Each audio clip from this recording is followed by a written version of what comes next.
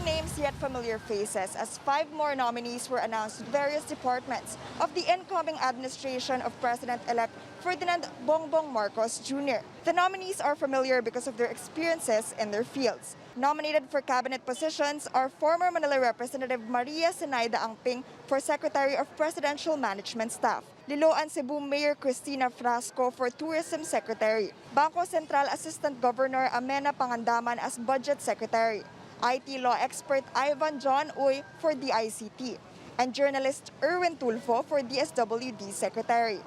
Generally, for their experience in public service and proven service records. On reports that Marcos asked President Rodrigo Duterte to be his next drug czar, Cruz Angeles says there were no formal offers given. But if the president would want the role, she says he would definitely be considered. Executive Secretary Salvador Medialdea previously said he isn't sure whether President Duterte is open to accepting a drug czar position in the next administration. Marcos is expected to announce more cabinet nominees in the following days. As for the inauguration of the president-elect, the Marcos camp said they were still in the process of making crucial decisions. Ambassadors from the European Union, United Kingdom, France, and Singapore paid a courtesy visit to the president-elect and discussed plans to further strengthen ties with the Philippines.